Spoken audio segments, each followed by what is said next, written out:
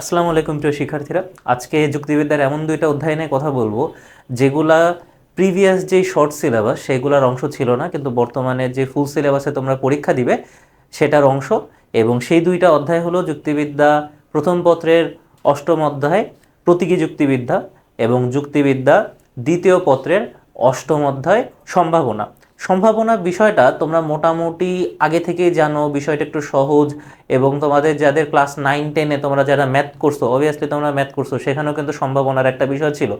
আবার এইচএসসিতে তোমাদের কারো কারো কিন্তু পরিসংখ্যান আছে, তাদের কাছে কিন্তু এই সম্ভাবনার বিষয়টা খুবই সহজ। তারপরেও আমরা সম্ভাবনা দেখব এবং এই প্রতীকী যুক্তিবিদ্যাটা দেখব, যেটা তোমাদের অনেকের কাছেই একটু জটিল। তবে বিষয় হলো এই দুইটা অধ্যায়ই অনেকটা গণিতের মতো। মানে তুমি যদি এখানে সঠিক উত্তরটা দিতে পারো তাহলে একদম 10-এ 10 নিশ্চিত নিশ্চিত এইটা। আর কেউ এখান থেকে কোনো নাম্বার কারো কাটার কোনো সম্ভাবনা নেই।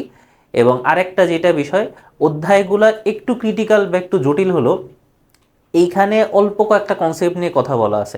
এবং এই অল্প কয়টা কনসেপ্টের যদি তোমার ধারণা থাকে তাহলে তুমি পরীক্ষায় একটা ভালো অ্যান্সার করে আসতে পারবে এটার উপরে। তো চলো একদম প্রথমে আমরা যুক্তিবিদ্যা প্রথম পত্রের অষ্টম অধ্যায় প্রতীকী যুক্তিবিদ্যার এমসিকিউ দেখবো, তারপর সেগুলো সৃজনশীল দেখবো।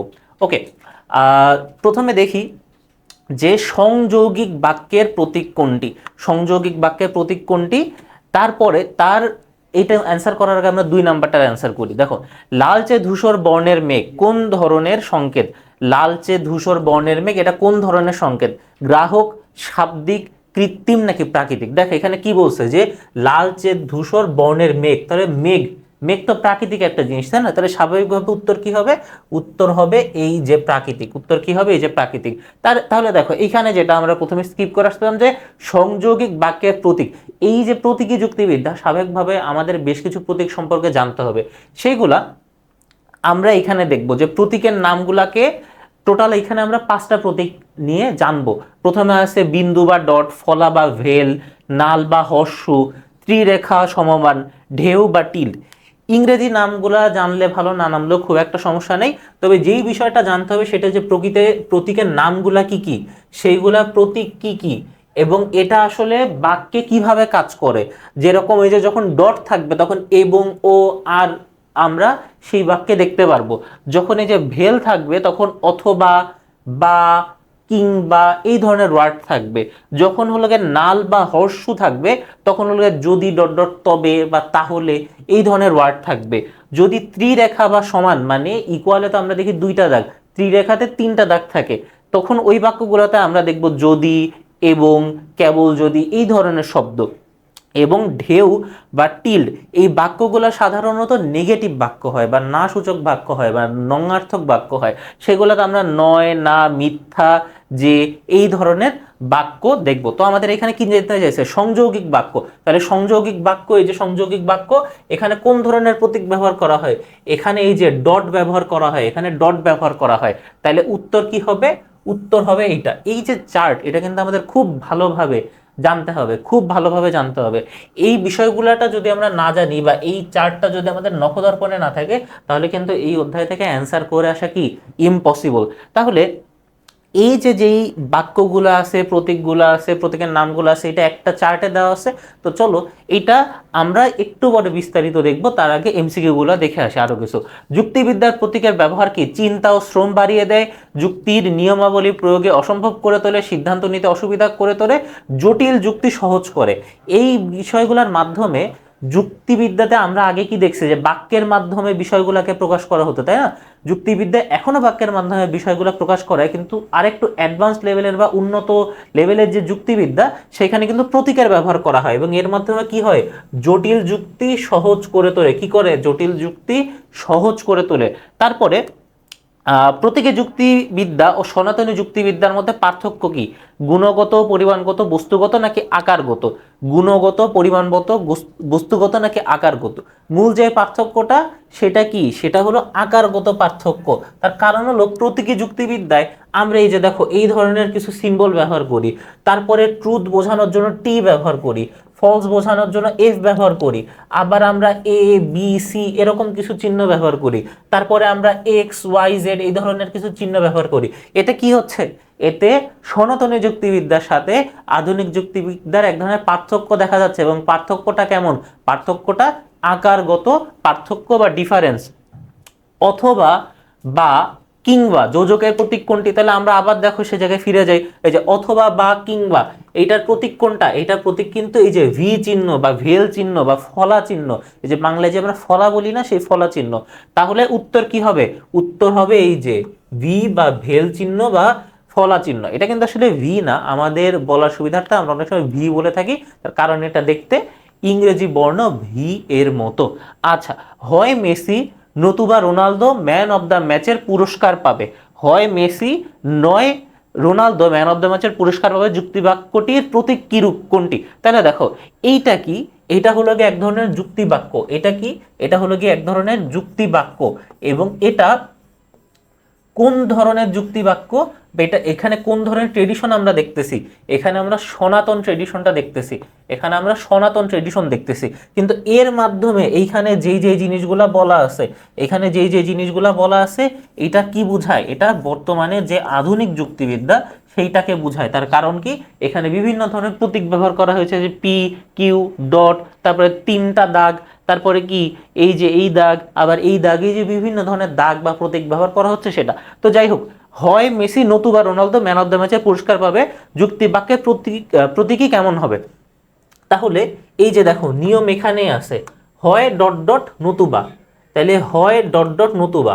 তাহলে আমরা এই যে ছোটবেলায় বা আমরা এখনো যে বাংলা বা ইংলিশের যে গ্রামারের রুলস পড়ি, সেখানে আমরা দেখি না যে হয় ডট ডট নয়, বা হলো গিয়ে টু ডট ডট টু, এই ধরনের নিয়ম দেখি, এখানেও সেটা। তাহলে দেখো হয় নতুবা, তাহলে এটা কোন জায়গায় আছে, এই যে হয় নতুবা, তাহলে কোনটা হবে বলো তো, এই যে যদি এবং কেবল যদি, না এবং ও আর না, অথবা বা কিংবা, যদি ডট ডট তবে, নয় না নাই, তাহলে এটা কি হবে, এখানেও সেই অথবা বা বৈকল্পিকের ব্যবহার করা আছে। তার কারণ কি, এইখানে মেসি আর রোনালদো, মেসি আর রোনালদো দুইজনই কি একসাথে পুরস্কার পাবে, না, হয় মেসি পাবে না রোনালদো পাবে। তাহলে যখন এই যে হয় ডট ডট নয় বা হয় ডট ডট নতুবা এই ধরনের বিষয় থাকবে, তখন উত্তর কি হবে, তখন এই যে ভেল চিহ্ন বা ফলা চিহ্ন, এটা হবে উত্তর। আচ্ছা, এটি সত্য নয় যে তুমি অসৎ, এটি সত্য নয় যে তুমি অসৎ, বাক্যটি কোন ধরনের, দেখো এইখানে এই যে নয় শব্দটা আমরা দেখতেছি না, নয়, তাহলে নয় কি একটা নঙার্থক শব্দ, একটা নেগেটিভ শব্দ না। যদি সেরকম হয় তাহলে উত্তর কি হবে, উত্তর হবে এই নিষেধক। তার কারণ কি, আমরা নিষেধক বাক্য যখন দেখছি, নিষেধক বাক্যর উদাহরণ দেখছি, তখন এখানে কি বলা আছে, যে বৈশিষ্ট্যটা কি বলছে, হয় নয় থাকবে, নাহলে না থাকবে, বা মিথ্যা যে কোনো কিছু থাকবে। ওকে, এই যে কোন কখন মিথ্যা হবে, তাইলে এই যে আমরা এখানে কি দেখছি, এখানে এই যে হর্স শু সাইন, যেটা আমাদের হর্স শু সাইন বা নাল সাইন, আমরা সংক্ষেপে হলো নাল বলি। তাহলে এখানে স্ট্রাকচারটা কি, যদি ডট ডট তবে, যদি ডট ডট তবে।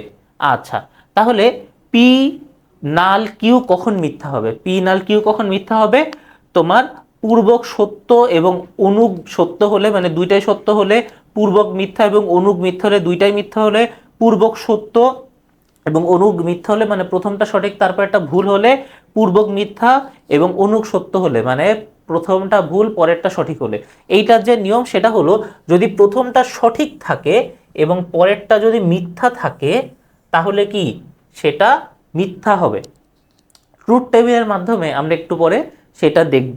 দেখো এই যে এখানে আরেকটা প্রশ্ন দেওয়া আছে, যেটা উদ্দীপকের আলোকে তোমাদের উত্তর করতে হবে, খালি ঘরে কোনটি বসবে, খালি ঘরে কোনটি বসবে এটা আমাদের দেখতে হবে। তাহলে আমরা দেখতেছি এই যে আমরা যেই তোমাদের আইসিটিতে চ্যাপ্টার 3তে যে বুলিয়ান অ্যালজেব্রা আমরা দেখছি না, বা হলো গিয়ে ট্রুথ টেবিল যে দেখছি, এগুলোও কিন্তু মূলত এই যে এখানেও ব্যবহার করা হয়। তাহলে এখানে আমরা দেখতেছি যে পি টি কিউ টি হলে, এখানে পি তারপরে হলো গিয়ে তোমার ভেল কিউ, এর উত্তর কি হবে, টি হবে।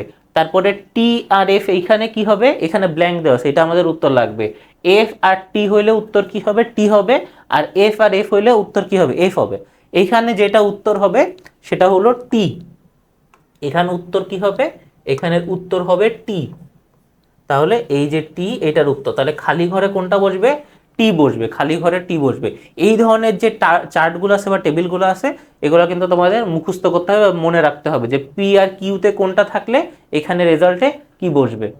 আচ্ছা, প্রতীক ও সংকেতের ক্ষেত্রে সম্পর্কটির যথার্থতা কি? মানে প্রতীক আর সংকেতের মধ্যে আসলে কি ধরনের সম্পর্ক আমরা দেখতে পাই? সব সংকেতই প্রতীক, সব প্রতীকী সংকেত, সব সংকেত প্রতীক নয়, সব সংকেত প্রতীক নয়।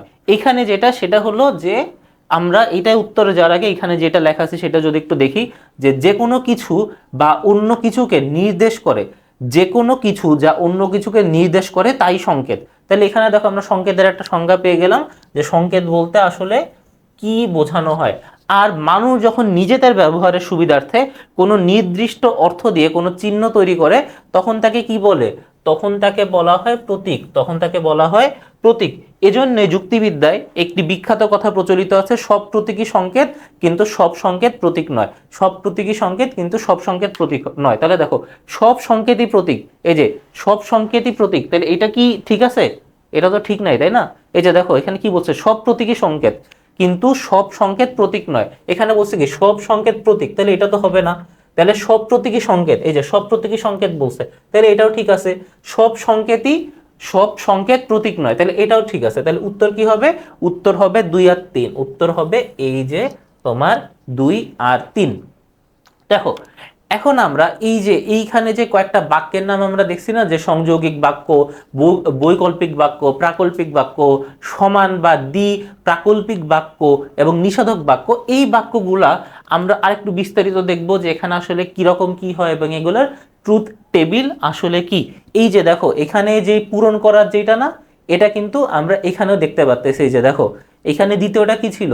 এখানে ছিল টি এফ, আর এই যে এই চিহ্ন ভেল চিহ্ন, দেখো এই যে এখানেও যে ভেল চিহ্ন আছে, এখানে কি টি আর এফ, তাহলে উত্তর কি হয়েছিল? টি। তাহলে এইভাবে কোন টেবিলে কি কি হচ্ছে, কেন হচ্ছে সেটা আমরা এখন দেখব। প্রথমে আমরা যেটা দেখব সেটা হলো সংযৌগিক বাক্য বা কনজাংটিভ বাক্য। তাহলে আমরা তো ইংরেজিতে দেখছি যে কনজাংশনে সাধারণত এন্ড অর বাট এগুলো ইউজ করা হয়। এখানে যোজক বা কোন প্রতীক ব্যবহার করা হবে? এবং ও আর এই ধরনের প্রতীক ব্যবহার করা হবে। এবং এইটার চিহ্ন কি? এইটার চিহ্ন হলো বিন্দু বা ডট, আমরা যে ফুল স্টপ বা যে ডট ব্যবহার করি সেইটা। আচ্ছা, এটা যৌগিক রূপ কেমন হবে? মানে এটা হলো গিয়ে খাতা কলমে আমরা এইভাবে লিখবো বা এইভাবে আমরা দেখতে পাবো যে পি ডট কিউ বা পি এবং কিউ এইভাবে। এবং এদের সম্পর্কটা কেমন হবে? সংযৌগিক বাক্যে পি এবং কিউ উভয়াঙ্গই বা উভয় অংশ সত্য হলে কেবল পুরো বাক্যটি সত্য হবে, অন্য ক্ষেত্রে সব ক্ষেত্রে এটি মিথ্যা হবে। তাহলে দেখো সংযৌগিক বাক্যে পি ও কিউ বা উভয় অংশ যদি সত্য হয়, এই যে দেখো উভয় অংশ যদি সত্য হয় তাহলে কেবলমাত্রই আমাদের রেজাল্ট ট্রুথ হবে। কিন্তু যে কোনো এক জায়গায় যদি ফলস থাকে তাহলে সেটা ফলস হবে। দেখো এইখানে পি পি সত্য কিন্তু কিউ মিথ্যা, এর জন্য আমাদের অ্যান্সার কি? মিথ্যা। তাহলে পি মিথ্যা কিউ সত্য, তাহলে আমাদের অ্যান্সার কি? ফলস। আর দুইটাই ফলস, তাহলে উত্তর তো ফলসই হবে। আচ্ছা, তাহলে মূল কথা যে কোনো একটা যদি ফলস হয় আমাদের এই বিন্দুতে বা আমাদের সংযৌগিক বাক্যে, তাহলে আমাদের উত্তর কি হবে বা ফলাফল কি হবে? মিথ্যা হবে। আচ্ছা, এবার আমরা উদাহরণে দেখি। ধরি পি হলো আকাশ মেঘলা, তাহলে এটা বলতে আকাশ মেঘলা বোঝাচ্ছে, আর কিউ বলতেছে কি? বৃষ্টি হচ্ছে। তাহলে এর যে কোনো একটা যদি মিথ্যা হয় তাহলে আমাদের এই পাশের এটাও কি? মিথ্যা হয়ে যাবে। ওকে, তাহলে সংযোগিক বাক্যে আকাশ মেঘলা এবং বৃষ্টি হচ্ছে, এই সম্পূর্ণ বাক্যটি তখনই সত্যি হবে যখন আসলেই আকাশে মেঘলা থাকবে এবং একই সাথে বৃষ্টি হবে। এর যদি যে কোনো একটা ভুল হয় তাহলে আমাদের কি? পুরো বাক্যটি মিথ্যা হয়ে যাবে, পুরো বাক্যটি মিথ্যা হয়ে যাবে। এটা সব থেকে ইজি, আশা করি এটা বুঝতে কারোর কোনো সমস্যা নেই। তারপরে বৈকল্পিক বাক্য বা ডিসজাংটিভ বাক্য, তাহলে এখানে আমরা অথবা বা কিংবা এই ধরনের ওয়ার্ডগুলো ব্যবহার করব এবং এখানে আমরা ভেল চিহ্ন ব্যবহার করব। এটা আসলে এই যে কনজাংটিভের ঠিক উল্টা। কনজাংটিভে আমরা কি দেখছি? এখানে বলছে যে কোনো একটায় যদি এফ থাকে তাহলে আমাদের পুরো বাক্যই এফ হবে, আর এইখানে কি বলা আছে? বলছে যে কোনো জায়গায় যদি টি থাকে তাহলে আমাদের যেই বাক্যটা কি হয়ে যাবে, টি বা ট্রুথ হবে। তাইলে দেখো একটার একটা থেকে কিন্তু ঠিক বিপরীত, এবং এটা যৌক্তিক রূপ কি, এই যে পি ভেল কিউ বা এই যে ভি এর মতো যে চিহ্ন বা পি অথবা কিউ, এইভাবে তোমার লিখতে হবে। পি ও কিউ এর মধ্যে সম্পর্কটা কি, যে আমরা সম্পর্কটা দেখি যে বৈকল্পিক বাক্যে পি এবং কিউ উভয় বিকল্প একই সঙ্গে মিথ্যা হলে কেবল পুরো বাক্যটি মিথ্যা হবে। তাইলে যদি উভয়ই একই সাথে মিথ্যা হয় তাহলে কেবলমাত্র মিথ্যা হবে, তাছাড়া সবসময় বাক্যটা সত্যি হবে। উদাহরণ যদি আমরা দেখি যে পি এখানে আমি চা খাবো, আর কিউ হলো আমি কফি খাবো, তাহলে বৈকল্পিক বাক্যে এটা কি হবে, আমি চা খাবো অথবা কফি খাবো, মানে সে যে কোনো একটা খাবে, সে যে কোনো একটা খাবে। আমি যদি চা খাই বা কফি খাই বা দুটোই খাই তাহলে আমার কথাটি সত্য হবে। তাহলে আইদার এই আমি চা খাবো এটা একটা বাক্য বা এটা একটা কনক্লুশন, আমি কফি খাবো এইটা একটা বাক্য বা আমি এটা একটা কনক্লুশন, বা আমি চা এবং কফি দুইটাই খাবো এটার একটা কনক্লুশন, তাই না?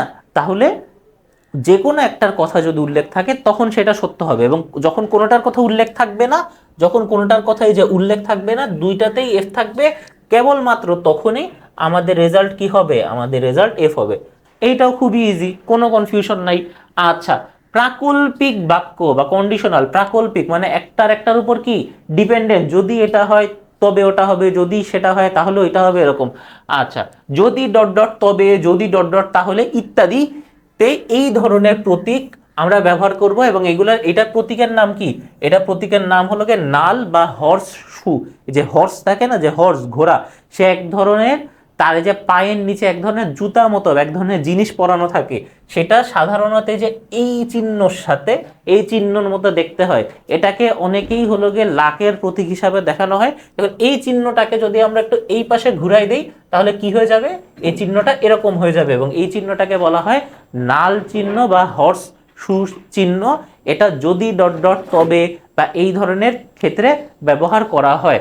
আচ্ছা, এটা যৌক্তিক রূপ কেমন হবে, এই যে পি নাল কিউ বা যদি পি তবে কিউ, এই পি ও কিউ এর সম্পর্কটা যদি দেখি, এই বাক্যের প্রথম অংশটিকে পূর্বক, মানে এই যে এটাকে আমরা বলতেছি পূর্বক বা প্রথম অংশটিকে পূর্বক এবং দ্বিতীয় অংশটিকে অনুক বলা হয়। তাহলে প্রশ্ন কিন্তু আসতেই পারে যে পূর্বক কি এবং অনুক কি, পূর্বক কি এবং অনুক কি, এটা কিন্তু তোমার জানা থাকতে হবে। পূর্বক মানে যেটা আগে বসে বা প্রথমে বসে বা পি, আর অনুক মানে যেটা পরে বসে বা শেষে বসে বা কিউ। প্রাকল্পিক বাক্যে কেবল তখনই মিথ্যা হয় যখন পূর্বক বা বি সত্য এবং অনুক বা কিউ মিথ্যা। তাহলে দেখো এটা কখন কি হবে, মিথ্যা তখনই হবে যখন পি সত্যি এবং কিউ মিথ্যা, যখন পি সত্যি কিউ মিথ্যা। দেখো তাহলে এইখানে দুইটাই সত্যি, তাহলে এটার অ্যান্সারও সত্যি।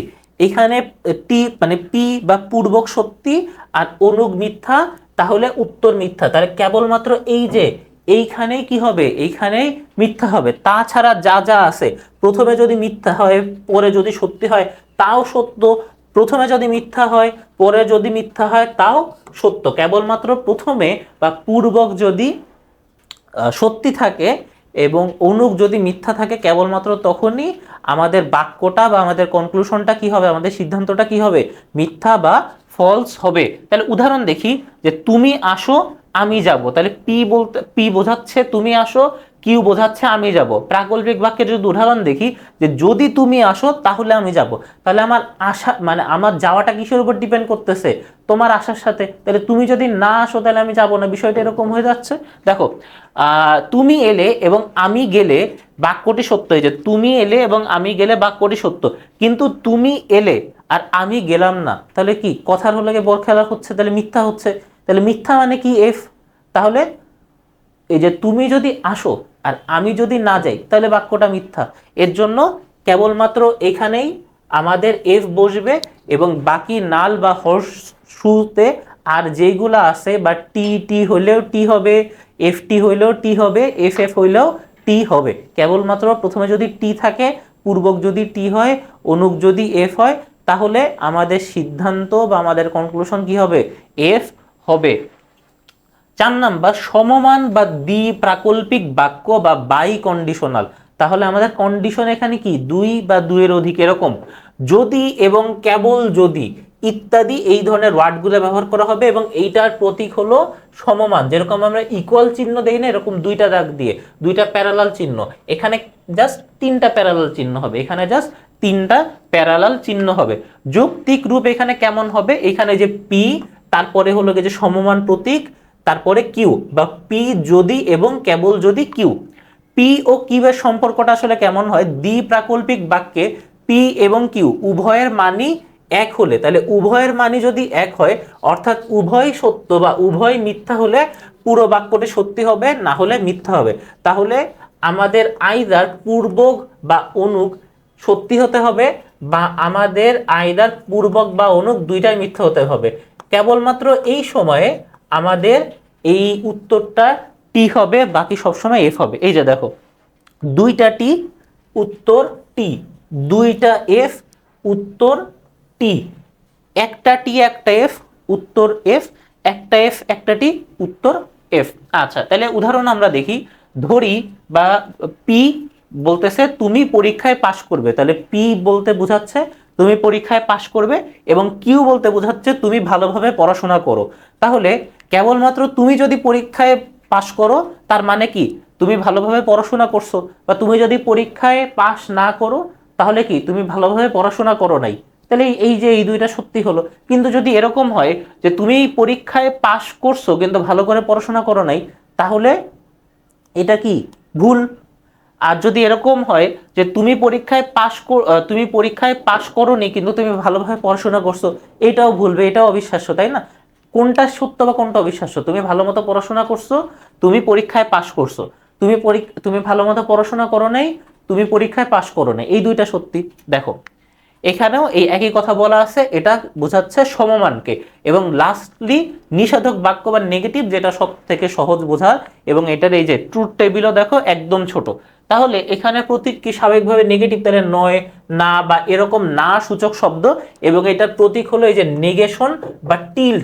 এই যে নর্মাল যে লাইন আমরা সোজা হয়, এটার মাঝখানে কি একটু ঢেউ চলে গেছে, এটার মাঝখানে একটু ঢেউ চলে গেছে, এটা কি, এটাকেই বলা হয় নেগেশন বা টিল, নেগেশন বা টিল। এটা যৌক্তিক রূপ কেমন হয়, এই যে এইখানে নেগেশন পি থাকে বা পি নয়।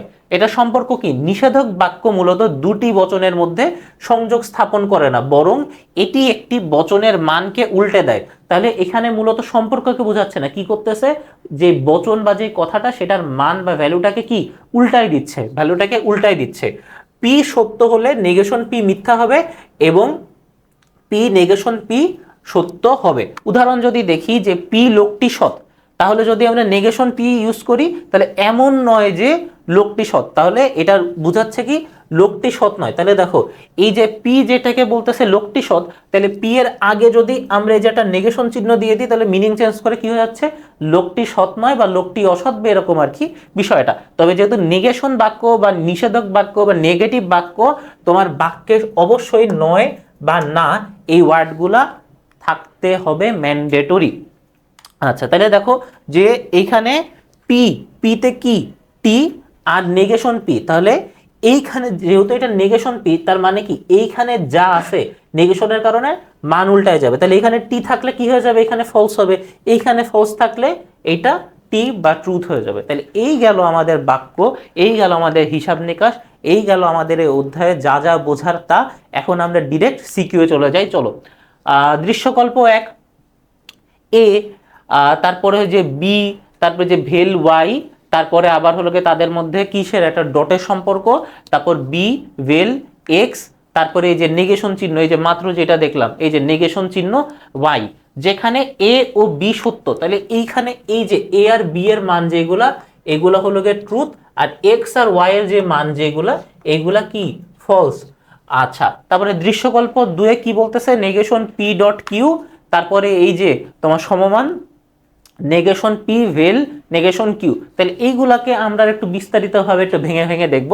প্রথমে বলতেছে কি প্রতীক, কি প্রতীক কি আমরা অলরেডি কিন্তু আলোচনায় চলে আসছে, কোনো কিছু নির্দেশ করার জন্য বা বোঝার জন্য বা চিনে নেওয়ার জন্য বা সহজে প্রকাশ করার জন্য। তাহলে দেখো বিভিন্ন কারণে কিন্তু করার জন্য ইচ্ছাকৃতভাবে চিহ্ন বা সংকেত ব্যবহার করা হয়, তাকে প্রতীক বলে। তাহলে দেখো প্রতীক কিন্তু ইচ্ছাকৃতভাবে মানুষ তৈরি করে, প্রতীক কিন্তু ইচ্ছাকৃতভাবে মানুষ তৈরি করে। উদাহরণ হিসাবে যদি দেখি যে ছোটবেলায় তোমরা তোমার মতো অনেকেই ডোরেমন দেখছো, তাই না? তাহলে ডোরেমনে আমরা দেখি যে নোবিতা যখন এরকম 0 পায়, তার মানে কি, নোবিতার কোনো অ্যান্সারের পাশে যদি 0 থাকে তাহলে সেটাকে বোঝাবে তার ঠিক হয়েছে, তার ঠিক হয়েছে। কিন্তু তোমার শিক্ষক বা আমি যদি তোমার কোনো লেখার পাশে এরকম গোল চিহ্ন দেই তাহলে কি বুঝাবে? যে তুমি পারো নাই, এর জন্য তোমাকে 0 দেওয়া হয়েছে, মানে সব থেকে লোয়েস্ট নাম্বারটা তোমাকে দেওয়া হয়েছে, তাই না? তাহলে দেখো এইটা প্রতীক, তার কারণ হলো জাপানে এই বৃত্তের মাধ্যমে বোঝাচ্ছে ঠিক হয়েছে, জাপানে বৃত্তের মাধ্যমে বোঝাচ্ছে ঠিক হয়েছে, আর বাংলাদেশে এই বৃত্তের মাধ্যমে বোঝাচ্ছে কি তোমার ভুল হয়েছে। তাহলে এই প্রতীক কি ম্যান মেড, মানে ইচ্ছাকৃতভাবে তৈরি। খ নাম্বারে কি বলা আছে? সকল সংকেতকে প্রতীক বলা যায় না কেন? এইটার উত্তর দেওয়া নাই। তার কারণ হলো এইখানেই এই যে বিষয়টাকে আলোচনা করা হয়েছে, এইটুকু যদি লিখে দাও, that's more than enough to get you 2 number. Okay, তারপরে দেখি গ নাম্বারে কি বলছে? দৃশ্যকল্প 1-এর যুক্তি বাক্যটি সত্যায়মান নির্ণয় করো। তাহলে এই যে প্রথমে যে বাক্যটা বলছে, এটা সত্যমান আমাদের নির্ণয় করতে হবে। কিভাবে করতে হবে? এই যে দেখো, এইভাবে আমরা যে দেখছি না যে কোনটা থাকলে কি হবে, কোনটা না থাকলে কি হবে, এই আইডিয়া বা নলেজ ব্যবহার করে আমরা এটার উত্তর করব। চলো দেখি, দৃশ্যকল্প 1-এ প্রদত্ত যুক্তি বাক্যের দুটি সত্যমান হলো সত্য।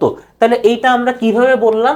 এটা আমরা অ্যান্সার করে বের করলাম। তাহলে তুমি যখন লিখতে যাবা তখন কিন্তু এই যে দুটি সত্যমান হলো, প্রথমে তুমি স্পেস দিয়ে ফাঁকা রাখবা, তারপরে উত্তর করার পরে তোমার যে উত্তরটা আসছে আইদার সত্য বা মিথ্যা তুমি এই ফাঁকা জায়গাতে পরে লিখে দিবা। ওকে, তাহলে দেখি যেটা, এটা তো আমরা যেহেতু অ্যান্সার অলরেডি করা আছে, সত্য দেওয়া আছে, কেন সত্য আমরা এখন সেটা দেখব। প্রতীকী যুক্তিবিদ্যায় কোনো যৌগিক বচনের সত্যমান তার উপাদান বচনগুলো সত্যমান এবং যোজকের প্রকৃতির উপর নির্ভর করে। মানে আমাদের এইখানে যে ভ্যালু দেওয়া আছে এর উপর আসলে ডিসাইড করবে যে এটা সত্যমান কি সত্যি নাকি মিথ্যা, বা ট্রুথ নাকি ফলস। ওকে, সংযৌগিক বচন যখন সত্য হয় তখন উভয় অংশ সত্য হয়, আর বৈকল্পিক বচন যখনই মিথ্যা হয় তখন উভয় বিকল্প মিথ্যা হয়। মানে এই যে আমরা যে বিভিন্ন ধরনের বাক্য যে দেখে আসছি সেটার কথা বলতেছে। তাহলে উদ্দীপকের আমাদের কি বলা আছে? এ বি কি? এ বি হলো ট্রুথ, আর এক্স ওয়াই কি? এক্স ওয়াই হলো ফলস। তাহলে আমরা যে অ্যালজেব্রা করছি ছোটবেলায়, তাহলে আমরা বলি না যে এক্স এর মান ওয়াই বা এক্স এর মান টু, তাহলে আমরা যেখানে যেখানে এক্স দেখবো সেখানে সেখানে 1 বসাই দিব বা 2 বসাই দিব, সেই একই জিনিস আমরা এই জায়গায় করব। তো চলো দেখি, তাহলে এইখানে আমাদের প্রশ্নে যে ইকুয়েশনটা দেওয়া আছে বা প্রশ্নে যে লাইন দেওয়া আছে, আমরা যেটাই বলি না কেন সেটা করব। তাহলে আমাদের প্রশ্নে কি দেওয়া ছিল? যে যেখানে এ বি থাকবে সেটা টি বা ট্রুথ, যেখানে এক্স ওয়াই থাকবে সেটা ফলস। তাহলে এখানে এ আছে আমি ট্রুথ বসাই দিলাম, এখানে বি আছে আমি ট্রুথ বসাই দিলাম। এই যে প্রতীক যেটা বা সিগন্যাল যেটা বা চিহ্ন যেটা, সেটা তো আমার আসলে চেঞ্জ করার আপাতত কিছু নাই। ওয়াই, তাহলে ওয়াই কি বলছে? ফলস, আমি ফলস বসাই দিলাম, আমার একটা অংশ গেল। তারপরে এখানে কিসের সম্পর্ক? এখানে এই যে ডটের সম্পর্ক বা গুণের সম্পর্ক। তারপরে এখানে এক আমরা দেখছি কি বি, তাহলে এ বি হলে কি হবে? ট্রুথ। এখানে এক্স ওয়াই আছে, এক্স ওয়াই হলে আমরা এফ বসাই দিব, শেষ। তাহলে আমাদের দ্বিতীয় লাইন শেষ। তৃতীয় লাইনে জাস্ট আমরা এর সাথে ইকুয়েশন করব, বা এর সাথে যে এই বিষয়গুলা মানটা আমরা বসানোর পরে কি করব? এই যে দেখো এইখানে যে ভেল সম্পর্ক, তাহলে টি ভেল এফ, আমরা জানি যে টি ভেল এফ হলে আমাদের উত্তর কি হবে? টি হবে। কিভাবে আমরা জানি? প্রশ্ন হইতে এবারে কিভাবে জানি? এই যে দেখো টি টি আর এই যে ভেলের সম্পর্ক এফ, তাহলে উত্তর কি হবে? উত্তর হবে টি। ঠিক এইভাবে আমরা এখানে উত্তর দিয়ে দিলাম টি। বুঝতে পারছো?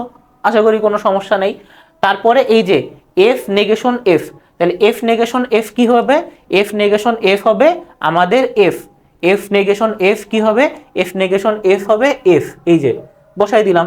তারপর টি এর সাথে যদি আমরা টি সম্পর্ক থাকি, টি এর সাথে আমাদের টি এর সম্পর্ক হলে ট্রুথ হবে, এই যে দেখো। তাহলে টি ডট টি, তাই না? আমরা দেখি, তাহলে আমরা একবারে ডিরেক্ট দেখি যে টি ডট ডট টি হইলে কি হবে? টি হবে, আমরা টি বসাই দিলাম। আর এইখানে টি ভেল এফ এ হলে কি হবে? টি ভেল এফ হলে আমাদের টি হবে, এই যে দেখো টি ভেল এফ হলে আমাদের উত্তর টি হবে। তাহলে আমরা মানগুলা বসাই ফেললাম। আর টি এর সাথে টি এর যে ডটের সম্পর্ক সেটা কি? সেটাও উত্তর টি হবে। তাহলে এই যে টি মানে কি? সত্যি। তাহলে সুতরাং গাণিতিক ও যৌক্তিক বিশ্লেষণের মাধ্যমে দেখা যায় যে উদ্দীপকের উভয় যুক্তি বাক্যই সত্যবান হবে, টি বা সত্য। তাহলে দেখো ওই চার্টটা যদি তোমাদের ভালো মতো না জানা থাকে, চার্টটা যদি তোমাদের মুখস্থ না থাকে, বা চার্টটা যদি তোমার চার্টের সম্পর্কে যদি তোমার ক্লিয়ার আইডিয়া না থাকে যে 5 ধরনের যুক্তি বাক্য, তাহলে কিন্তু তোমার উত্তর করে আসা ইম্পসিবল হয়ে যাবে। তাহলে ঘ নাম্বারটা এবার আমরা দেখি। সত্য সারণী বা সত্যক সারণী ব্যবহার করে দৃশ্যকল্প 2 এর সত্যমান নির্ণয় করো এবং যৌক্তিক বাক্যটি ব্যাখ্যা করো। ওকে, কোনো সমস্যা নেই, করবো। তাহলে এইখানে আমাদের যেইটা দেওয়া আছে, যেই লাইনটা বা দৃশ্যকল্প 2 যেটা দেওয়া আছে সেটা হলো এটা, দৃশ্যকল্প 2 হলো এটা। তাহলে দেখো স্বাভাবিকভাবে নেগেশন পি হয় না, বা স্বাভাবিকভাবে নেগেশন পি ভেল নেগেশন কিউ হয় না। তাহলে এইখানে যাইতে গেলে আমাদের নির্দিষ্ট কিছু নাম্বার লাগবে, নির্দিষ্ট কিছু হলো গিয়ে সংকেত লাগবে, প্রতীক লাগবে, ভ্যালু লাগবে, যেগুলাই বলো না কেন সেগুলো আমরা ধীরে ধীরে যাব। তাহলে দেখো এখানে পি, এখানে হলো গিয়ে কিউ, এখানে পি, এখানে কিউ। তাহলে যখন আমরা এখানে লিখব তখন কিন্তু আমাদের ধাপে ধাপে লিখতে হবে, তখন আমাদের ধাপে ধাপে লিখতে হবে। এইখানে আমাদের যে কিউ থাকবে বা লাস্টেরটা যেটা থাকবে, তো সেটাকে আমরা সবসময় এইভাবে লিখব, T F T F T F, এইভাবে আমরা লিখে যাব। আর আমাদের পি যেটা থাকবে সেটাকে আমরা সবসময় TT F F TT F F এইভাবে লিখে যাব।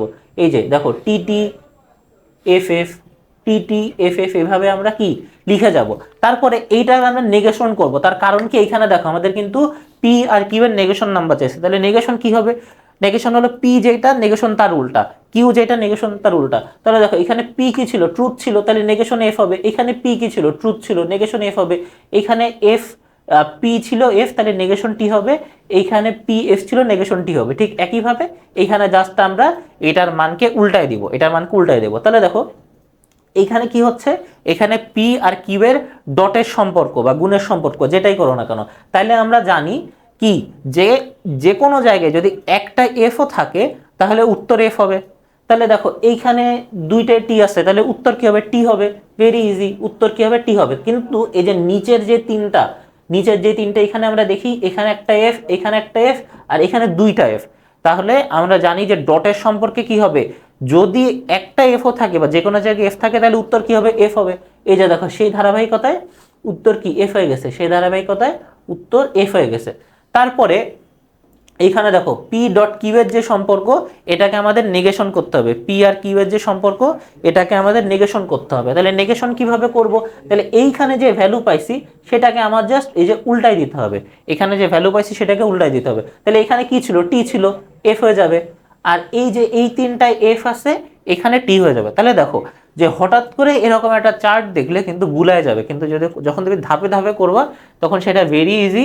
এবং তোমার যে জিনিসটা মাথায় রাখতে হবে সেটা হলো এই যে তোমার যে ইকুয়েশন বা তোমার যেই হলো গিয়ে যে লাইন যেটা দেওয়া আছে, এইখানের তোমার যে প্রত্যেকটা এভরি সিঙ্গেলের তোমার ভ্যালু লাগবে, যে পি কিউ এর ভ্যালু লাগবে, পি ডট কিউ এর ভ্যালু লাগবে, তারপরে ভেল পি ডট কিউ এর ভ্যালু লাগবে, এই যে তোমার vel P sorry negation, negation P ভেল নেগেশন কিউ, এই সবগুলা তোমার ভ্যালু লাগবে।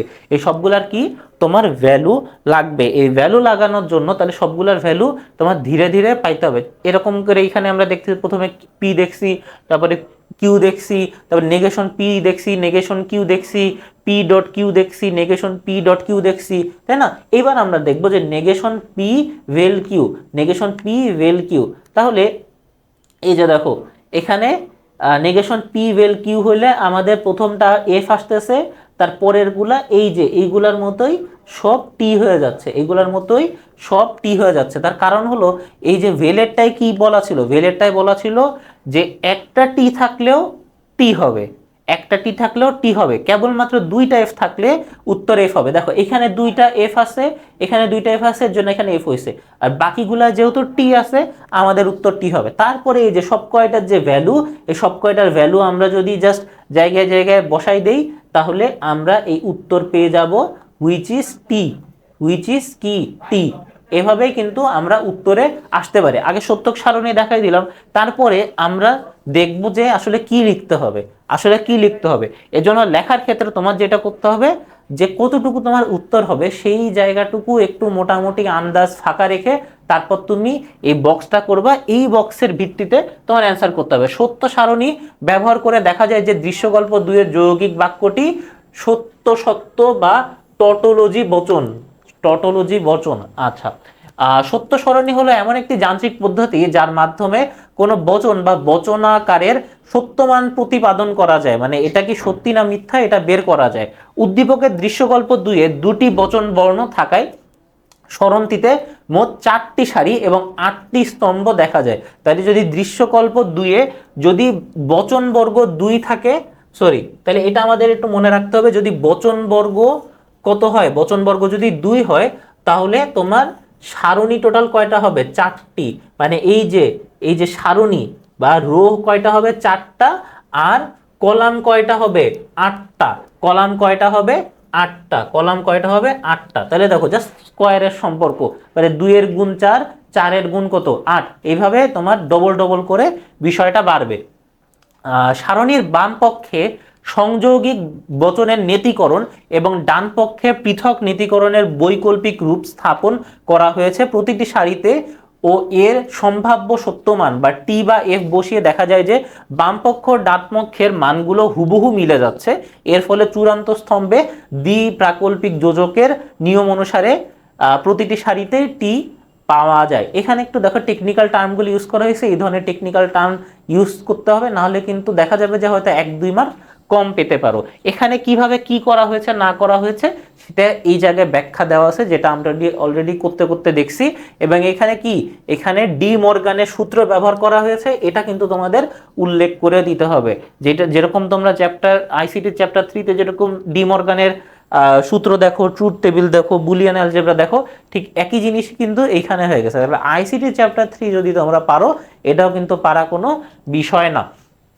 আচ্ছা, পরের সিকিউ, যুক্তিবিদ্যা ক্লাসে রবিন শিক্ষককে জিজ্ঞাসা করলো, স্যার বৈকল্পিক বচনকে কিভাবে ব্যাখ্যা করা যায়? শিক্ষক বললেন, বৈকল্পিক বচনে 2 বা ততোধিক উপাদান বাক্যগুলোকে বা অথবা কিংবা অনুরূপ সার্থক যোজক দ্বারা যুক্ত করা থাকে। মানে এইখানে এই ওয়ার্ডগুলো ব্যবহার করা হয়।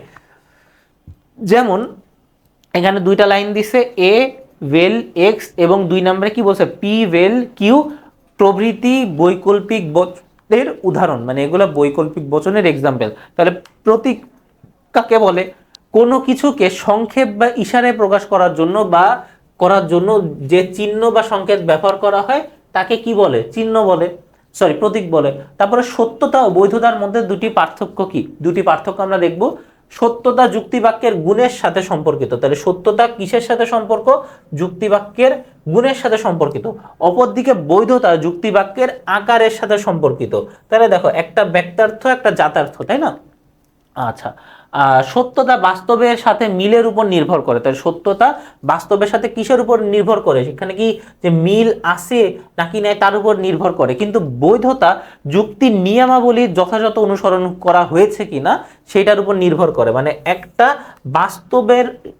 বাস্তবকে কেন্দ্র করে কাজ করে, আর একটা কি নিয়মকে কেন্দ্র করে কাজ করে। তারপরে আমরা দেখি যে যদি সত্য বাক্য এবং এক্স মিথ্যা বাক্য হয়, তবে উদ্দীপকের উদাহরণের 1-এর বাক্যটার সত্যমান নির্ণয় করো। তাহলে এইখানে যেইটা আছে, তাহলে আমরা ধরতেছি এ কি, এ হলো ট্রুথ আর এফ হলো ফলস। তাহলে এটার আমাদের সত্যমান নির্ণয় করতে হবে। তাহলে আমরা প্রথম যে সৃজনশীল দেখছি ওইটা যদি আমরা পারি, ওইটা যদি বুঝি, এটা আরো সহজ, কারণ ওইটার জাস্ট একটা শর্ট রূপ আমরা এখানে দেখব। যে দেখি, উদ্দীপকের উদাহরণ 1, অর্থাৎ এ ওয়েল এক্স বাক্যটি সত্যমান হবে ট্রুথ। তাহলে আগে যেটা বলছিলাম, আগে আমরা লেখাটা লিখবো, তারপরে লেখার পরে এরকম একটা ফাঁকা জায়গা রেখে দিব, তারপরে লাস্টে উত্তর করার পরে আমরা যখন দেখবো যে এটা সত্যি না মিথ্যা, তার উপর ডিপেন্ড করে আমরা এইখানে উত্তরটা লিখে দিব। তার আগ পর্যন্ত জায়গাটাকে আমরা ফাঁকা রাখবো। বৈকল্পিক বচনের ক্ষেত্রে যদি অন্তত একটি বিকল্প সত্য হয়, তবে সমগ্র বচনটি সত্য হবে। আমরা আবার দেখাচ্ছি, আগে আবার ফিরে যাই, যে দেখো এই যে তোমার বৈকল্পিক বাক্য, আমাদের তো বলাই আছে বৈকল্পিক বাক্য ভেল দেখতেছি, তাহলে আমরা বুঝতে পারতেছি কোনটার কথা। তাহলে এখানে আমরা কি দেখছিলাম, যদি যে কোনো এক জায়গায় একটা টিও থাকে, তাহলে আমাদের হলো গিয়ে সিদ্ধান্ত কি হবে, টি হবে। দেখো এইখানে দুইটা টি, সিদ্ধান্ত টি, এইখানে একটা টি, প্রথমে টি, পরেরটা টি, উত্তর টি। কিন্তু এইখানে দেখো লাস্টে দুইটাই যেহেতু ফলস, তাহলে আমাদের উত্তর কি হবে, ফলস। তাহলে আমাদের উত্তর কি হবে, ফলস। তাহলে এই আইডিয়াটা নিয়ে চলো আমরা এখন সামনে আগাই, যে এখানে এই একই কথাটা বলছে, এখানে একই কথা বলছে। উদ্দীপকে দেওয়া আছে এ একটি সত্য বাক্য, মানে এ কি, এ হবে ট্রুথ এবং এক্স একটি মিথ্যা বাক্য, তাহলে এক্স হবে ফলস। বৈকল্পিক বচনের নিয়ম অনুযায়ী যেহেতু এখানে প্রথম বিকল্প এ সত্য, তাই দ্বিতীয় বিকল্প এক্স মিথ্যা হওয়া সত্ত্বেও সমগ্র বৈকল্পিক বচনের সত্য বলে গণ্য করা হবে। তাহলে আমরা এখানে জাস্ট এখানে দেখাই দিব যে আমাদের এখানে কি দেওয়া আছে, এ ভেল এক্স। তাহলে আমরা অলরেডি আমাদের উদ্দীপকে বলছে এ কি হবে, এ হবে ট্রুথ আর এক্স এক্স হবে ফলস। তাহলে এখানে আমরা লিখবো এবং পরে অবশ্যই লিখে দিব যে মান বসিয়ে, পরে অবশ্যই লিখে দিব মান বসিয়ে। এবং আমরা এই যে ভেলের বা বৈকল্পিক বাক্যের যদি চার্ট বা টেবিলটা মনে রাখি, তাহলে আমরা কি দেখব যে অনুক যদি সত্য হয়, তারপরে এই যে আমাদের প্রথমটা যদি সত্য হয়, পরেরটা যদি এফ হয়, তাহলে আমাদের উত্তর কি হতো, উত্তর সে টি হতো। কেবলমাত্র যদি আমাদের প্রথমটা বা পি যদি ফলস হয়, কিউ যদি ফলস হয়, কেবলমাত্র তখন আমাদের উত্তর ফলস হবে, তখন কেবলমাত্র আমাদের উত্তর ফলস হবে। অতএব সমস্ত বৈকল্পিক বচন কি সত্য, সমগ্র বৈকল্পিক বচন সত্য। গ গেল, এবার ঘয়ের পালা। উদ্দীপকের উদাহরণ 2 এর বাক্যটি সত্য সারণী রচনা করো। তাহলে এইখানে যে এই যে যেটা দেওয়া আছে, এইটার আমাদের সত্য সারণী বা ট্রুথ টেবিল করতে হবে। আগের মতোই প্রথমটা যদি প্রথম সৃজনশীল তুমি যদি ভালো মতো বুঝতে পারো, এই ঘটাও কোনো ব্যাপার না, কারণ এটা খুবই সহজ। এইখানে কিভাবে কি হয়েছে না হয়েছে ওইটা দেওয়া আছে, যেটা আগেরটায় আমরা যেভাবে দেখছিলাম ওইভাবেই তোমরা একটু দেখে নিও। তাহলে এখানে কি বলা আছে, এখানে পি কিউ এবং এদের সম্পর্কটা কি, এদের সম্পর্কটা ভেলের সম্পর্ক। তাহলে আমরা তো জানি যে ভেলের সম্পর্কে কি হয়, আমরা জাস্ট আমাদের নিজেদের মতো যদি আমরা দেখি, তাহলে এই যে পি কিউ আমরা ভাগ করে নিলাম, তাহলে প্রথমটা যদি টি হয়, পরেরটা যদি টি হয়, আর পি ভেল কিউ কি হবে, সেটাও টি হবে। প্রথমটা যদি টি হয়, পি যদি টি হয়, কিউ যদি এফ হয়, তাহলে আমাদের পি ভেল কিউ কি হবে, ট্রুথ হবে। কারণ আমরা জানি যে একটা টি থাকলেই আমাদের সিদ্ধান্ত টি হবে।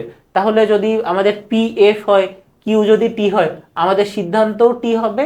কেবলমাত্র দুইটাই এফ হলে আমাদের সিদ্ধান্ত কি হবে, এফ হবে। কেবলমাত্র দুইটাই এফ হলে আমাদের সিদ্ধান্ত এফ হবে। জাস্ট এই জিনিসটা এখানে দেওয়া আছে, একটু সুন্দর করে নাম টাম দিয়ে সারিয়ে প্রথম দ্বিতীয় তৃতীয় চতুর্থ এভাবে দেওয়া আছে। এভাবে তোমরা লিখলেই কিন্তু 4 এ 4 তোমাদের কেউ এই প্রশ্নে অ্যাটলিস্ট ঠেকাতে পারবে না।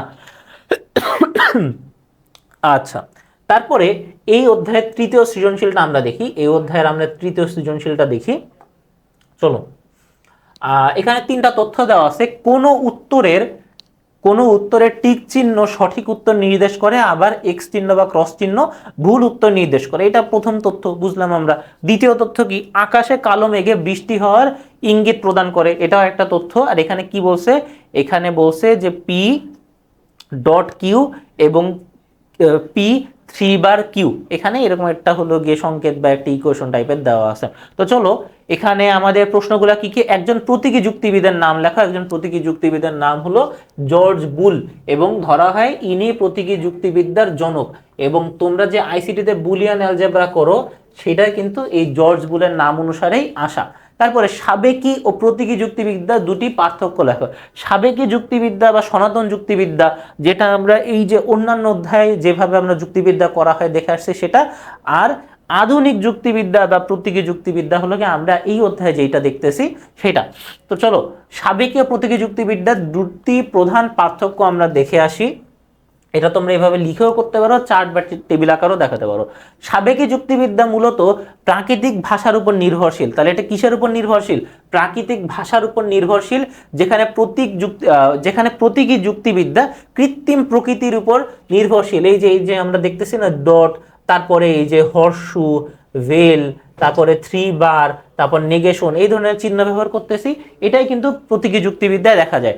সাবেকি যুক্তিবিদ্যার ভাষার অস্পষ্টতা থাকার সম্ভাবনা থাকে, মানে দেখা যাচ্ছে যে একজন সঠিকভাবে তার ভাবের প্রকাশটা করতে পারে না, তখন দেখা যাচ্ছে যে সঠিকভাবে আমরা যুক্তি বাক্য বা সঠিকভাবে আমরা সিদ্ধান্তে আসতে পারবো না বা পৌঁছাতে পারবো না। কিন্তু প্রতীকী যুক্তিবিদ্যায় প্রতীকের ব্যবহারের ফলে তা অনেক বেশি সুনির্দিষ্ট বা সুনির্ভুল হয়ে থাকে। মানে যখন প্রতীক আমরা ব্যবহার করবো, আমরা তো জানি যে এই প্রতীক দিয়ে কি বোঝায়, এই প্রতীক দিয়ে কি বোঝায়, এই প্রতীক দিয়ে কি বোঝায়, এই প্রতীক দিয়ে কি বোঝায়, এই প্রতীক দিয়ে কি বোঝায়। তাহলে দেখো যে তখন আমাদের ভুলের সম্ভাবনা কি অনেকাংশেই কমে যায়।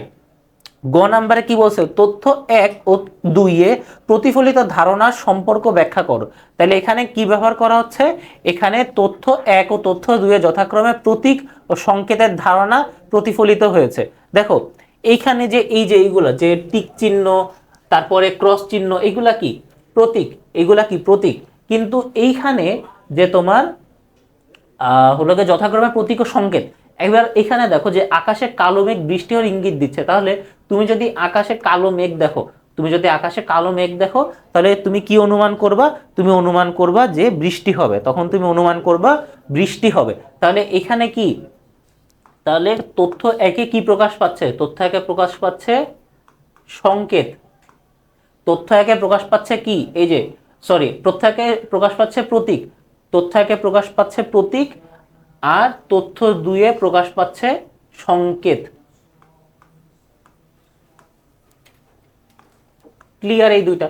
তাহলে এইটার উপর ভিত্তি করে আমরা চলো গ নাম্বারের উত্তরটা দেখি। কোনো কিছুকে নির্দেশ করার জন্য বা বোঝানোর জন্য ইচ্ছাকৃতভাবে যে চিহ্ন ব্যবহার করা হয় তাকে প্রতীক বলে। আমরা কিন্তু আগের একটা শিখেও এটা দেখে আসছি। অন্যদিকে যা কোনো কিছুর অস্তিত্ব বা ঘটনার ইঙ্গিত প্রদান করে তাকে সংকেত বলে। যুক্তিবিদ্যায় প্রতীক হলো এক ধরনের কৃত্রিম সংকেত যা মানুষের দ্বারা কোনো নির্দিষ্ট অর্থ প্রকাশের জন্য তৈরি করা হয়ে থাকে।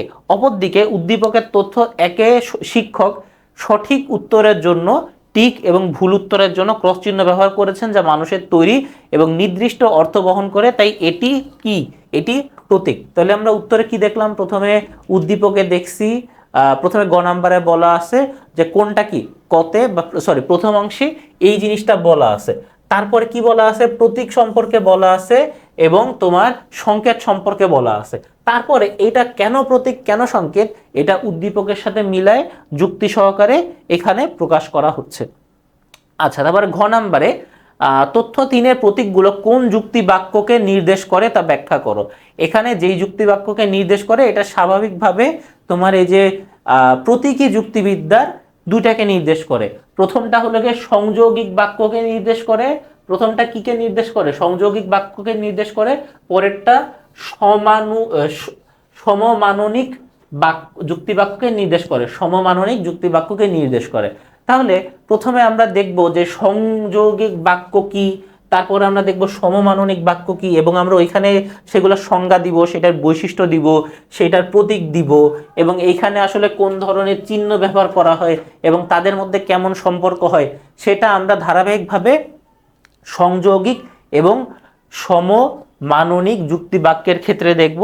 তারপরে লাস্টে আমরা একটা কনক্লুডিং সেন্টেন্স দিয়ে শেষ করে ফেলবো। তাহলে এটাই গেল আমাদের প্রথম পত্রের 8ম অধ্যায় প্রতীকী যুক্তিবিদ্যা। এখন আমরা দেখব দ্বিতীয় পত্রের যুক্তিবিদ্যা, দ্বিতীয় পত্রের 8ম অধ্যায় কি, সম্ভাবনা বা প্রবাবিলিটি।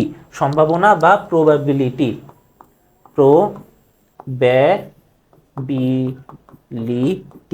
প্রবাবিলিটি।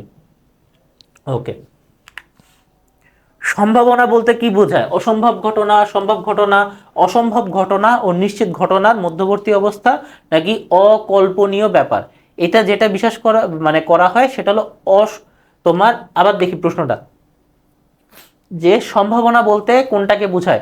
অসম্ভব ঘটনা। অসম্ভব ঘটনা হলে তো সেটা সম্ভাবনার অংশ হবেই না, তাহলে এটা হবে না। সম্ভব ঘটনা, হ্যাঁ ঠিক আছে, হইতে পারে। অসম্ভব ঘটনা ও নিশ্চিত ঘটনার মধ্যবর্তী অবস্থা নাকি অকল্পনীয় ব্যাপার, সেটা হলো, তাহলে এইটা অসম্ভব ঘটনা তো হচ্ছে না, অকল্পনীয় ব্যাপারও হবে না, তাহলে সেটা কি সম্ভব ঘটনা, মানে আইদার এইটা হবে নাহলে ওইটা হবে এরকম। তাহলে তারপরে সম্ভাব্যতার ভিত্তি কয়টি? সম্ভাব্যতার ভিত্তি হলো 2টা, সম্ভাব্যতার ভিত্তি 2টা। তাহলে কি, যেরকম আমরা যদি টস ফিক্কা মারি তাহলে এখানে সম্ভাবনা কি, যে হয় এইটা হবে না হলে ওইটা হবে, তাই না? তাহলে হয় এইটা না হলে এইটা, সাধারণত 2টা জিনিসের মধ্যে যেহেতু চুজ করা হয় এর জন্য বলা হয় বা ধরা হয় সম্ভাব্যতার ভিত্তি কয়টি, 2টি। কোনো ঘটনা ঘটার সম্ভাবনা 20% হলে সম্ভাবনার মাত্রা কত হবে? তাহলে 20%, তাই না? তাহলে টোটাল পার্সেন্ট কত? টোটাল পার্সেন্ট হলো 100। তাহলে 20 100-র মধ্যে কয় বাদ যায়? 5 বাদ যায়। তাহলে উত্তর কি হবে? 1/5। একদম ভেরি ইজি, ছোট বেসিক লেভেলের ম্যাথ। তাহলে তারপরে সম্ভাব্যতা পরিমাপের নিয়ম কয়টি? সম্ভাব্যতা পরিমাপের নিয়ম কয়টি? এই নিয়মগুলা আমরা দেখি। তাহলে প্রথমের নাম কি? নিয়ম 1, সরল ঘটনা সম্ভাব্যতা,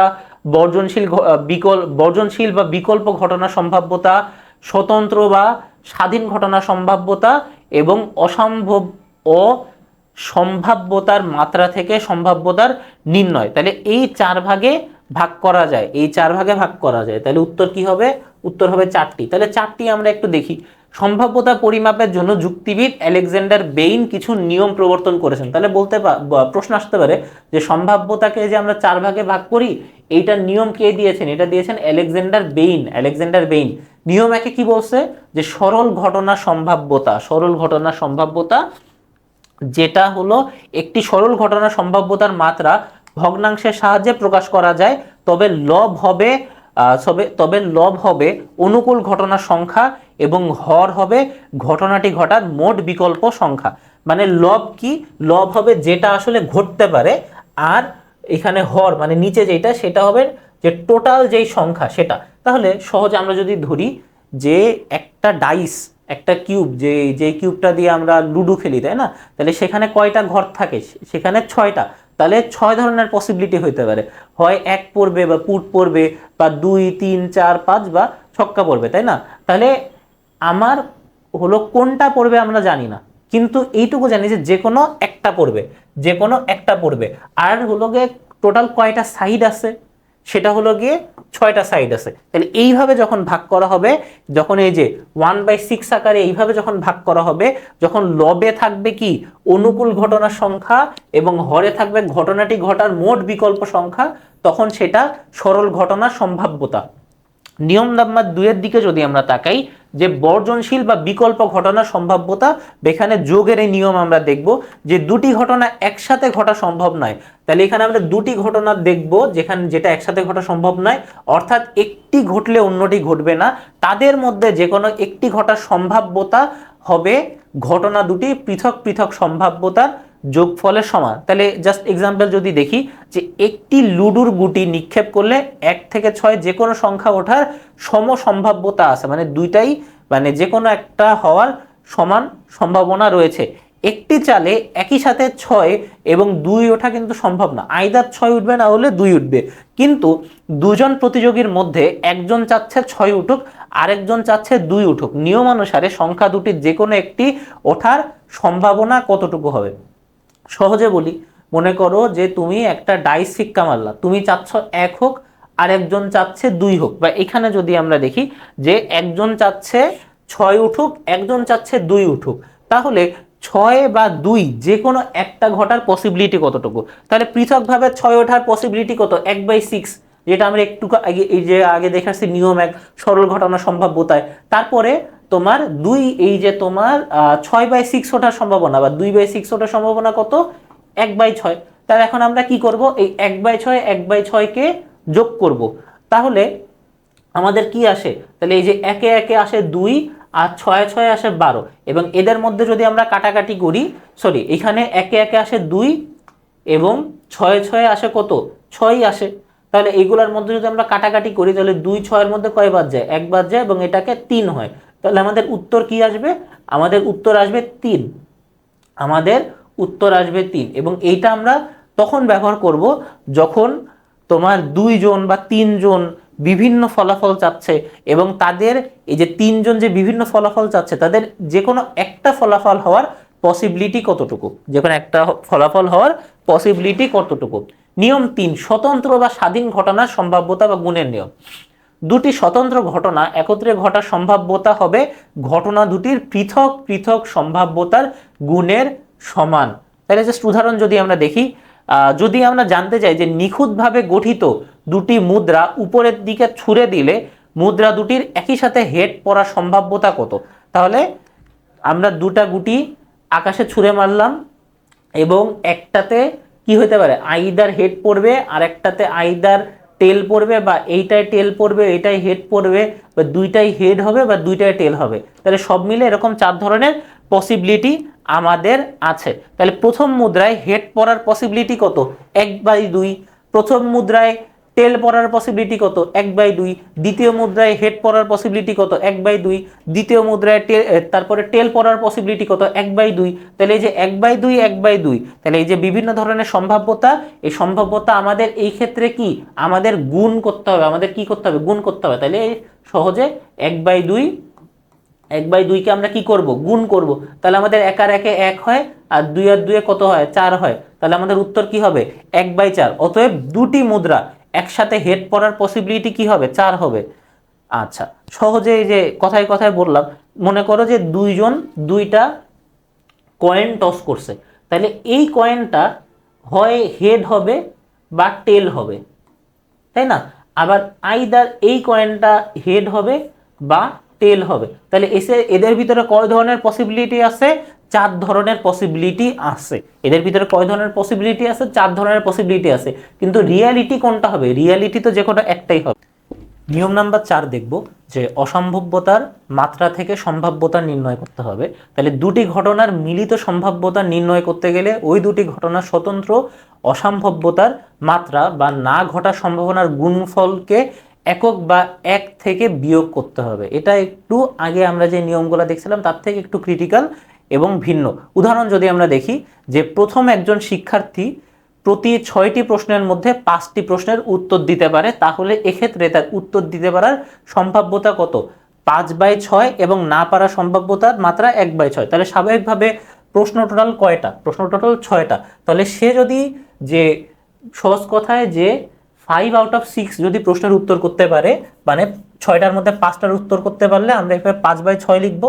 আর সে 6টার মধ্যে কয়টার উত্তর করতে পারে না? 1/6 বা 1/6 আমরা এভাবে লিখব। আবার দ্বিতীয় একজন শিক্ষার্থী প্রতি 3টি প্রশ্নের মধ্যে 2টি প্রশ্নের উত্তর দিতে পারে, তাহলে সে 3টার মধ্যে 2টা দিতে পারে, তাহলে 2/3 তার পারার যে পসিবিলিটি। আর সে উত্তর দিতে পারে না 3টার মধ্যে একটা, তাহলে সেটার পসিবিলিটি বা প্রবাবিলিটি বা সম্ভাব্যতা কি হবে? 1/3। এক্ষেত্রে শিক্ষার্থী দুজনের স্বতন্ত্র অসম্ভাব্যতার মাত্রার গুণফল কত হবে? 1/6 এবং 1/3। এই যে প্রথমের জনের কি ছিল? যে 1/6, সে 6টার মধ্যে একটার উত্তর করতে পারে না। আর দ্বিতীয় জন কি? 3টার মধ্যে একটার উত্তর করতে পারে না।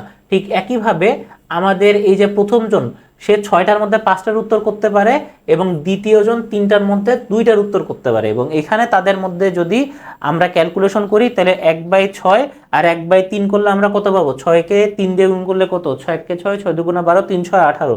তাহলে এই যে 1/18, এবং এক্ষেত্রে আমরা কি দেখব? 6 × 6 6 × 2 = 12, 3 × 6 = 18। তাহলে আমাদের নিচে কত থাকতেছে? 18, আর উপরে কত থাকতেছে? 10। তাহলে এটাকে আমরা ফার্দার আরো ভাঙতে পারবো। তাহলে এখানে যে দেখি যে এক্ষেত্রে শিক্ষার্থী দুজনের স্বতন্ত্র অসম্ভাব্যতার মাত্রার প্রতিফলন 1/6 গুণ 1/3 বা 1/18। এখন এই গুণফলকে একক বা 1 থেকে বিয়োগ করলে বিয়োগফল দাঁড়াবে 17,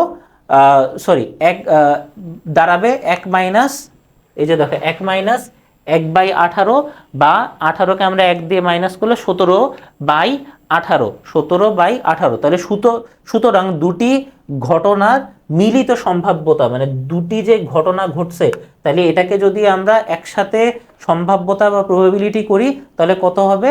17/18। মানে 18টা প্রশ্নের মধ্যে তারা 17টা প্রশ্নের কি উত্তর করতে পারবে। তাহলে এমসিকিউ দেখি যে ইস্কাপনের 13খানা তাস থেকে 1খানা তাস টানা হলে ইস্কাপনের টেক ওঠার সম্ভাব্যতা কত? ভেরি ইজি, আমরা এতক্ষণ দেখে আসছি। সেটা কি হবে? 1/13। তাহলে টোটাল কার্ড কয়টা? 13, আর আমরা কার্ড তুলতেছি কয়টা? একটা, তাহলে কত? 1/13।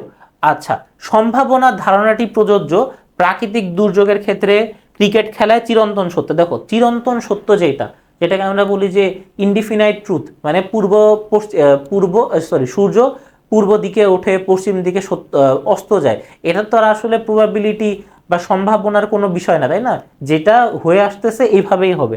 তাহলে চিরন্তন সত্যর ক্ষেত্রে ব্যবহার করা হয় না। ব্যবহার করা হয় কোন কোন ক্ষেত্রে? ব্যবহার করা হয় প্রাকৃতিক দুর্যোগ এবং ক্রিকেট খেলায়। তাহলে উত্তর কি হবে? উত্তর হবে 1 আর 2।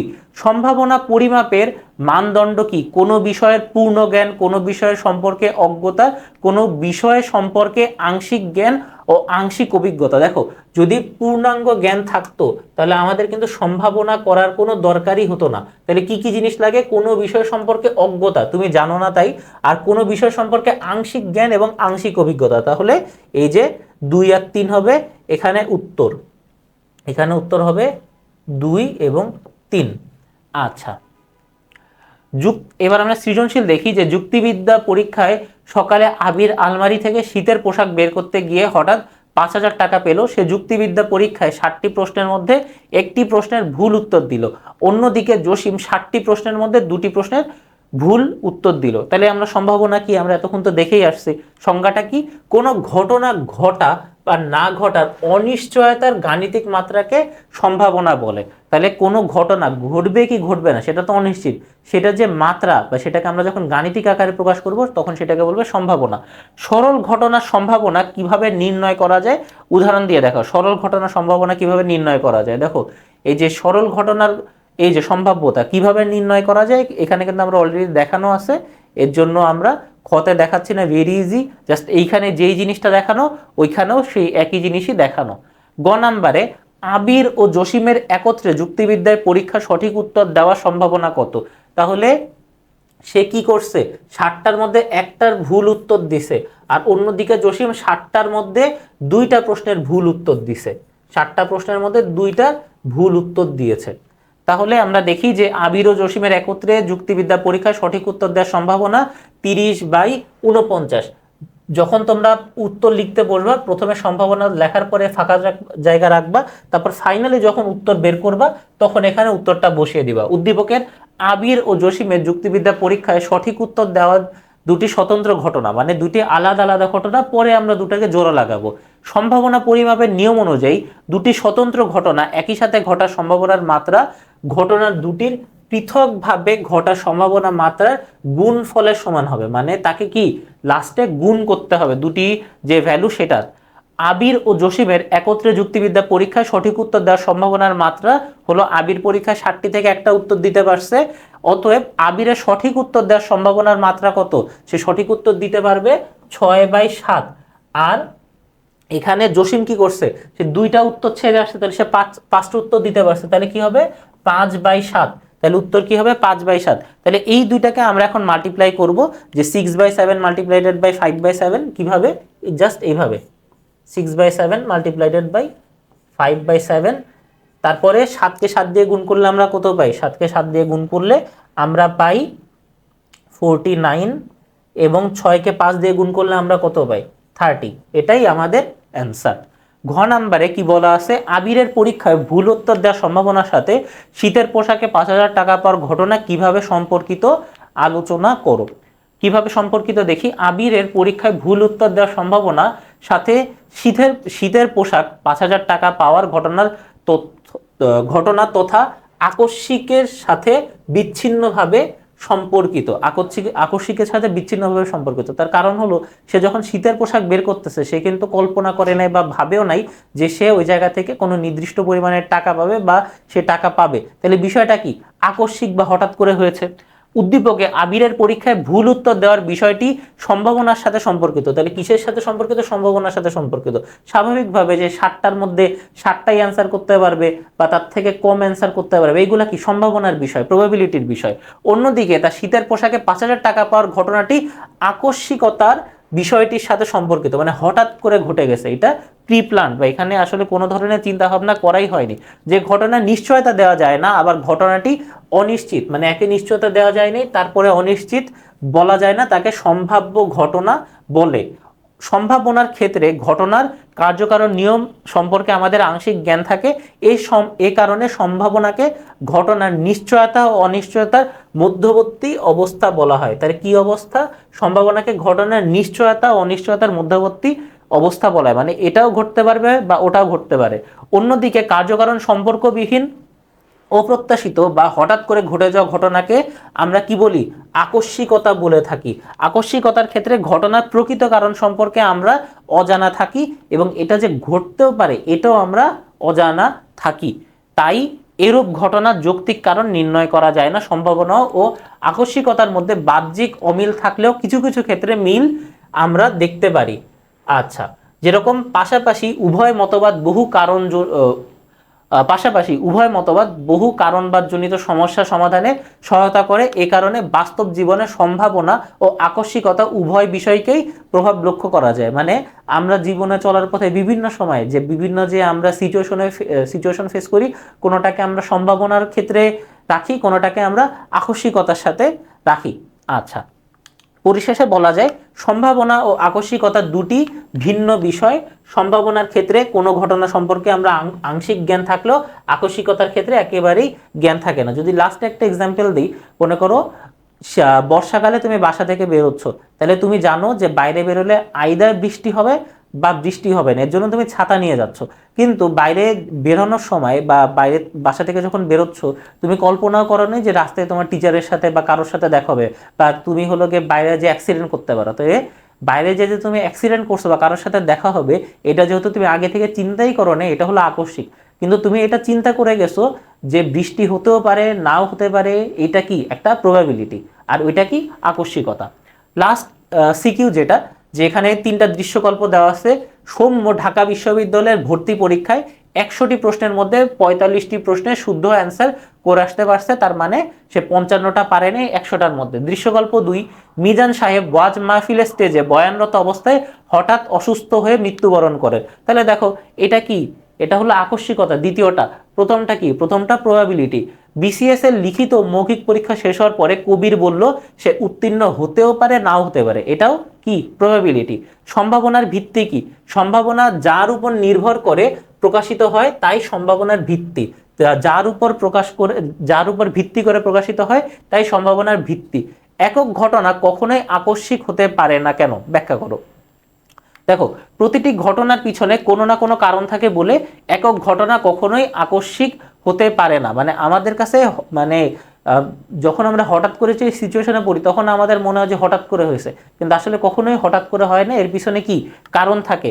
আকস্মিকতা মূলত দুটি স্বাধীন কারণ শৃঙ্খলার অপ্রত্যাশিত মিলনকে বোঝায়, যেখানে আমরা ঘটনার কারণ সম্পর্কে আগে থেকে অবগত থাকি না, কিন্তু বস্তুগতভাবে প্রতিটি ঘটনাই প্রকৃতির নিয়মানুবর্তিতা বা নিয়ম অনুসারে ঘটে থাকে। তাই কোনো ঘটনাই কারণবিহীন বা নিছক আকস্মিক নয়। গ নাম্বারে কি বলা আছে, যে দৃশ্যকল্প 1-এ সৌম্যর পরীক্ষায় শুদ্ধ উত্তরের সম্ভাবনা নির্ণয়ের আলোকে নিশ্চিত করো। এই যে জাস্ট যেটা আমরা দেখলাম যে সে সঠিক উত্তর দিছে কয়টা, সে সঠিক উত্তর দিছে 45টা, আর টোটাল প্রশ্ন কয়টা, টোটাল প্রশ্ন হলো 100টা। তাহলে এখানে যদি আমরা কাটাকাটি করি, তাহলে আমরা পাবো এখানে 9 এবং আমরা এখানে পাবো 20। তাহলে তার হলো গিয়ে সফল হওয়া, অর্থাৎ সৌম্যের প্রতিটি প্রশ্নের উত্তর সঠিক হওয়ার সম্ভাবনা 20 ভাগের 9 ভাগ, 20 ভাগের 9 ভাগ। এই গাণিতিক পরিমাপটি আমাদের সৌম্যর সাফল্য মাত্রা সম্পর্কে একটি সম্ভাব্য ধারণা প্রদান করতে পারে, যে সে পরীক্ষায় আসলেই চান্স পাবে কি পাবে না, এবং সেটা প্রবাবিলিটি কত, সেটার মানে সে যে প্রশ্ন উত্তর করছে সেই প্রশ্নগুলো সঠিক হওয়ার পসিবিলিটি কত বা প্রবাবিলিটি কত, 9/20 বা 9/20। আচ্ছা, ঘ নাম্বারে দৃশ্যকল্প 2 ও দৃশ্যকল্প 3-এ প্রতিফলিত বিষয় সময়ের পার্থক্য দেখায়। তাই পার্থক্য দেখাতে হবে। তাহলে দৃশ্যকল্প 2 কি, আকস্মিকতা, হঠাৎ করে মারা গেছে, এটা আগে থেকে কেউ চিন্তা ভাবনা করে নাই। আর সে পরীক্ষা দিছে, পরীক্ষা দেওয়ার পর সে বলতেছে সে হয়তো পাস করতে পারে বা ফেল করতে পারে, তাহলে সেটা কি প্রবাবিলিটি।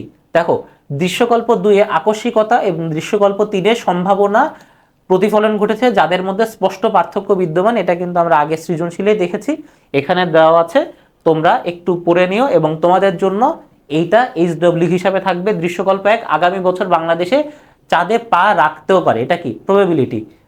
দৃশ্যকল্প 2, জমির চাচা পুরাতন ঘর ভেঙে নতুন ঘরের ভিত্তি স্থাপন করতে গিয়ে মাটির নিচে একটি বাক্সে 100 একর জমির দলিল পেয়ে হতভম্ব হয়ে যায়। সে যেহেতু চিন্তা ভাবনা করে নাই, তাহলে এটা কি, এটা আকস্মিকতা। 3 নাম্বার, বুবলি 4 বার বল করলে একজন বোল্ড আউট হয় এবং 10 বার বল করলে একজন ক্যাচ আউট হয়, তাহলে বোল্ড আউট ও ক্যাচ আউট একত্রে ঘটার সম্ভাব্যতা কত? তাহলে নামেই হয়ে আসছে সম্ভাব্যতা। তো এই গেল তোমাদের যুক্তিবিদ্যার দ্বিতীয় পত্রের সম্ভাবনা, এবং তার আগে আমরা দেখছি যুক্তিবিদ্যা প্রথম পত্রের প্রতীকী যুক্তিবিদ্যা। এবং পরবর্তীতে তোমাদের সাথে আমাদের আবার দেখা হবে। সেই পর্যন্ত ভালো থেকো, সুস্থ থেকো। আসসালামু আলাইকুম।